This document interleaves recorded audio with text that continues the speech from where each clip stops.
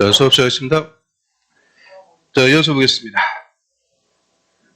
바로 4번에 이제 주거환경 개선구역에서 용도지역의 결정의제가 한번 보죠. 정비구역이 지정됐을 때 용도지역이 결정고시 된 걸로 보는 게 딱 하나가 있죠. 주거환경 개선구역. 이 주거환경 개선사업하기 위해서 지정하는 정비구역이고요. 주거환경 개선사업은 시행 방식이 4가지가 있죠. 자, 그 중에서 수용 방법하고 관리 처분 방법. 적극적인 2개로 할 때는 3종 일반 주거지역으로 결정고시가 되고요. 그에 관해서 자율주택 정비 그리고 환지 방법 이것 좀 소극적으로 이 자율주택 정비 환지 방법을 할 때는 2종 일반 주거 또 3종이냐 또 2종이냐 다 물어보기 좋은 거니까 그래서 3종 2종 먹어도 좋은 거예요. 3종으로 의제해 주는 게 더 좋은 거죠. 용적률이 더 높아갖고 사업성이 더 좋아요. 그래서 수용 방법 관리 처분 방법을 할 때는 3종 나머지는 2종이 됩니다. 그 다음에 국민주택채권 매입 규정 적용 안 한다. 이 말은 국민주택채권 매입 안 해도 된다. 그 얘기고요.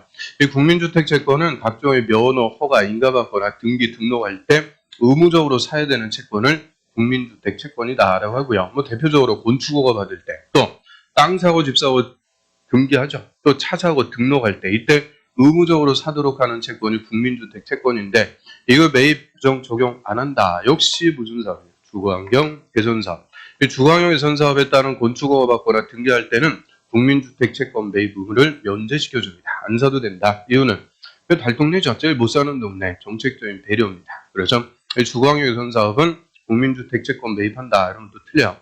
그 다음에 지상권 등의 계약을 해지 나갈 수 있도록 해죠. 정비사업의 시행. 여기서 정비사업 시행한다는 게 철거에서 공사로 지상권, 전세권, 임차권의 설정 목적 달성할 수 없다. 그럼 기존 건물 철거 들어가면은 기존 주택 임차인 못 살게 됐죠. 당연히 나갈 수 있게끔 계약을 해지할 수가 있고요. 해지하면서 보증금 등의 손실보상 청구를 누구한테? 시행자, 돈 많은 시행자한테 보증금 반환 청구할 수가 있죠. 그래서 이 조문 때문에 아무 관계없는 조합한테 와서 보증금 내놔라 청구할 수가 있어요. 그러면 시행자가 보증금 대신 내줬어요. 그럼 임차인은 받고 나가죠. 그럼 원래 줘야 될 토지 등 소유자에게 시행자가 구상, 대신 준 사람이 원래 줘야 될 사람에게 내놔라 구상을 청구하는데요. 자, 구상이 불응 배째세요. 구상이 불응할 때 이때는 시행자는 토지 등 소유자 분양받게 될 대지나 건물을 압류만 해주면 되죠. 압류하면은 뭐가 되는 거예요? 저당권, 법정 저당권으로 인정합니다. 그 다음에 존속기간에 관한 규정 적용 안 한다. 정확하게 하면 최단 존속기간. 우리 민법이나 주임법, 상임법의 최단 존속기간에 관한 규정들 많이 있죠. 주택임대차보호법 4조 1항 주택임대차 기간은 몇 년 이상? 2년 이상으로 한다. 이런 존속기간에 관한 규정 적용을 안 합니다. 언제부터? 관리처분계획 인가 후. 관리처분계획 인가 후부터는 주택의 임대차 계약 체결할 때 2년 보호 안 해준다는 거예요. 언제든지 나가라고. 이 존속기간에 관한 규정 적용 안 합니다. 왜요? 관리처분계획 인가 나면은 이제 철거 들어가는 거죠. 철거에서 공사해야 되니까 이런 관리처분계획 인가 후부터는 임대차 계약 등을 체결할 때 2년 보호 안 해줍니다. 적용 안 하니까 언제든지 철거 들어가면 나가라. 내보낼 수 있게끔 존속기간에 관한 규정을 적용하지 않는다. 이거 사업시행계획 인가 후 그러면 틀려요. 사업시행계획이 아니고 관리처분계획 인가 후부터. 자, 이게 다 공사하기 위한 조치들 먼저 한번 싹 봤고요. 자, 문제 보겠습니다. 자, 문제집 182페이지.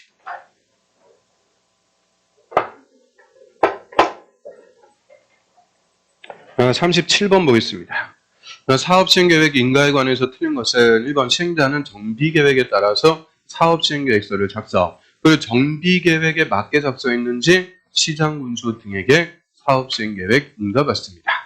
3번에 시행자 사업시행계획 인가 후에 대지면적 10% 범위에서 변경하려면 변경 인가받아야 된다. 땡. 그래서 인가받은 내용을 변경할 때도 인가. 그런데 이런 거 나왔다는 건 10% 범위에서의 변경. 이런 게 뭘 물어본 거냐. 경미한 변경. 경미한 변경은 인가 필요 없고 신고만 해주면 돼요. 그래서 경미한 변경 신고했다. 20일 내 신고 수리 여부를 통지합니다. 그 다음에 4번의 사업시행계획서에는 사업시행기간, 공사하는 기간 동안 정비구역의 가로등, 폐쇄로 텔레비전, 이게 뭐야? CCTV 이런 거 설치 등 범죄 예방 대책도 다 포함해 든다. 이거는 사람들 다 비워주고 나간 빈집, 폐공가라 그러죠. 그런 데서 애들도 뭐야? 본드 불고 이런 범죄 예방 대책으로서 CCTV 같은 거 설치 이런 것들도 다 포함이 됩니다. 그다음 5번 조합인 시행자는 사업시행계획 인가 신청하기 전에 미리 총회 의결부터 거쳐갖고 인가 신청해라. 그래서 총회에서 의결할 때 20% 이상이 출석, 전체 과반수 찬성으로 의결, 이 총회 의결부터 거쳐갖고 인가 신청하죠.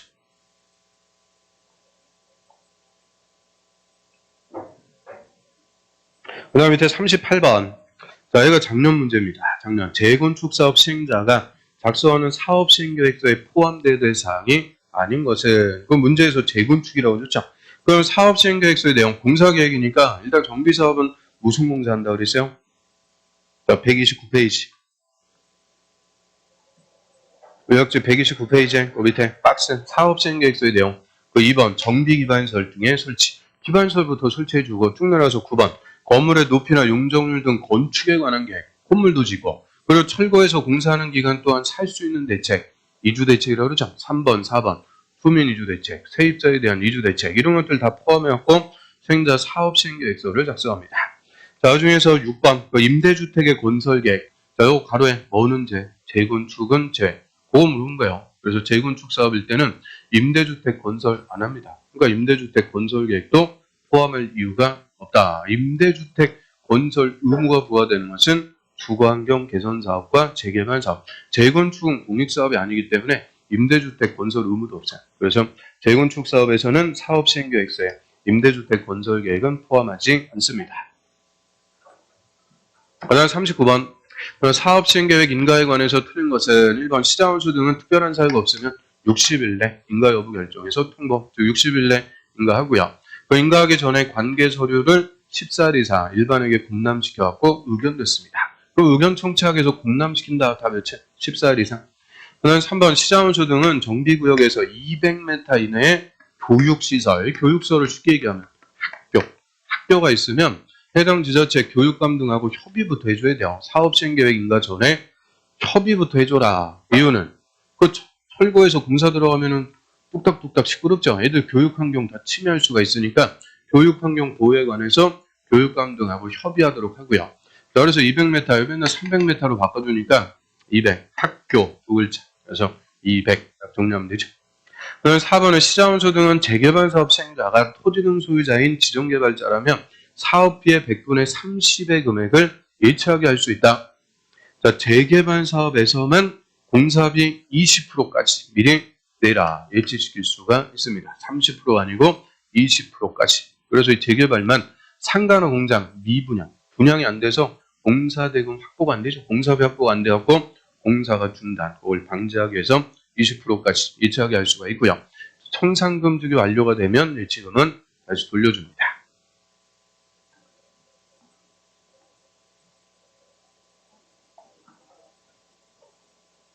(40번) 같은 거는 됐고 넘어갑니다. 42번으로 할게요. 42번. 주거환경 개선 사업과 관련해서 틀린 것은 1번 주거환경 개선 사업일 때는 국민주택 채권 매입 규정 적용한다 그러면 안 돼요. 적용하지 않는다. 달동네 정책적인 배려입니다. 그다음 2번 주거환경 개선구역은 정비구역 지정고시가 있은 날부터 일종 일반 주거적으로 결정고시된 걸로 본다. 땡. 일종 일반 주거는 아예 없어요. 그럼 주거환경 개선 사업을 수용 방법, 관리 처분 방법을 할 때는 3종, 자율주택 정비 환지 방법을 할 때는 2종, 3종 아니면 2종 일반 주거적으로 의제가 되고요. 일종 일반 주거는 해당하지 않습니다. 3번에 시행자는 철거되는 주택 소유자에게 임대주택 등에 임시로 거주케 하는 등 임시거주에 상하는 조치를 해야 된다. 요거를 임시거주 조치 의무라고 그러죠. 그럼 임시거주 조치 의무를 부과하는 사업은 두 개. 주거환경 개선, 재개발. 그럼 주거환경 개선 사업이니까 임시거주 조치 의무가 있다. 맞고요.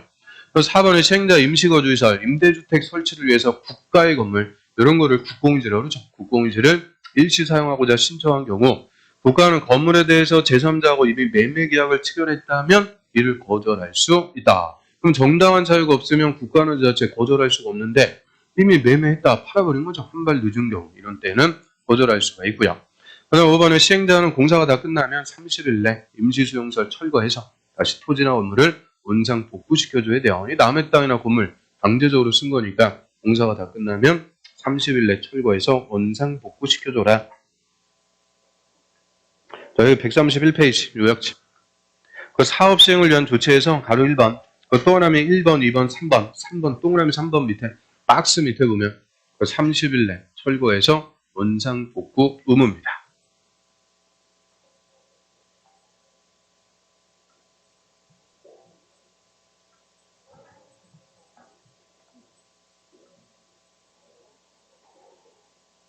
그다음 옆에 그 43번 그것도 한번 보죠. 조합에 의한 재개발 사업 시행에 관해서 틀린 것은 1번에 사업 시행하려면 시장원수 등에게 사업 시행 계획 인가받고요. 3번 지문 인가받은 사업 시행 계획 중 건물이 아닌 부대 복리설의 위치를 변경하려면 변경 인가받아야 된다. 자, 얘가 또 하나 더 들어간 거죠. 이것도 아주 어려운 지문인데요.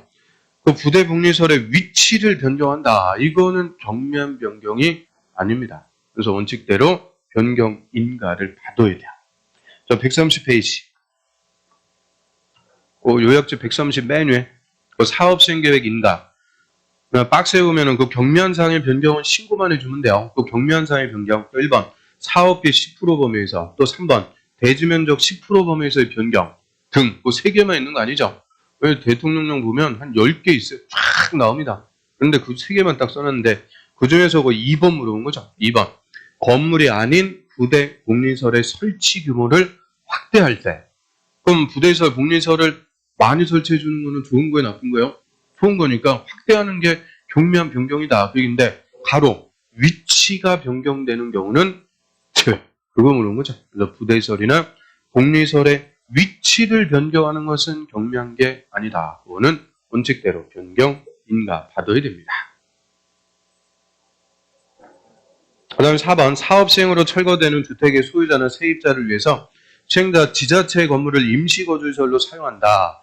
자, 이때 사용료하고 대부로는 면제다, 공짜다, 그죠?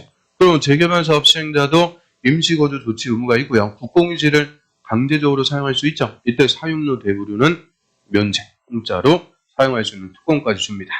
그래서 5번이 정답. 조합이 재개발 사업 시행으로 건설된 임대주택 인수를 요청하는 경우 국토부 장관이 우선 인수해야 된다. 우선 인수해줘야 된다.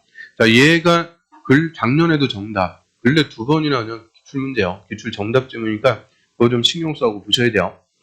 그럼 재개발 사업에서는 공익사업이니까 임대주택도 의무적으로 줘야 돼요. 나중에 건설되는 주택의 20%까지 의무적으로 임대주택으로 건설. 그럼 조합이 임대주택 건설해서 직접 임대할 수가 없죠. 그래서 재개발 임대주택을 사줘야 되는 거예요. 그걸 인수해줘야 된다. 그런데 그럼 누가 인수하는 거냐? 공공이 인수를 해주는데요. 그 중에서도 우선 인수 의무자는 시도지사, 시군, 구청장, 지자체가 됩니다. 자, 139페이지 가보세요. 139. 139페이지 맨 밑에 그 재개발 주택의 인수. 그래서 재개발 임대주택을 공공이 인수해야 되는데 동그라미 2번 우선 인수 의무자는 시도지사, 시군, 구청장. 즉 지자체가 우선적으로 인수해서 지역 주민에게 임대하도록 합니다. 따라서 5번 질문. 국토부 장관이 우선 인수한다. 틀린 거예요. 시도지사, 시군, 구청장이 우선 인수 의무자가 됩니다. 그 다음 44번 보겠습니다. 토지 등의 수용 사용에 관해서 틀린 것은 1번 시행자는 토지, 물건, 권리, 토지 등을 수용할 수가 있는데 재건축은 천재지변 등으로 긴급할 때 공공이 하는 경우에 한해서 수용할 수가 있고요. 3번에 관리처분 계획 인가고시가 아니고 사업시행계획 인가고시, 정비사업은 사업시행계획 인가고시가 있으면 사업인정고시가 있는 걸로 본다. 3번이 정답.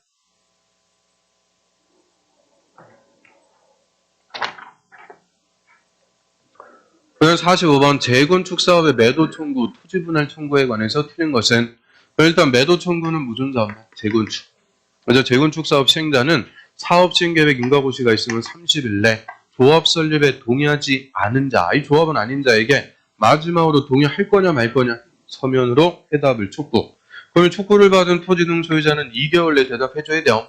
근데 2개월이 지날 때까지 대답이 없으면 동의하지 않겠다는 뜻을 해답한 걸로 본다. 즉 부동의 처리. 그러면 시행자는 해답 기간 2개월이 끝나면 지체업 시간이죠. 다시 2개월 내 조합 설립에 동의하지 않겠다는 뜻을 해답한 토지 등 소유자, 또 동의하지 않은 자, 또 건물 또는 토지만 소유한 자, 이런 조합원 아닌 자에게 토지나 건물 팔고 나가라. 소유권을 매도 청구할 수 있도록 합니다. 그래서 30일, 2개월, 2개월. 5번 같은 거는 한번 읽어보시고요.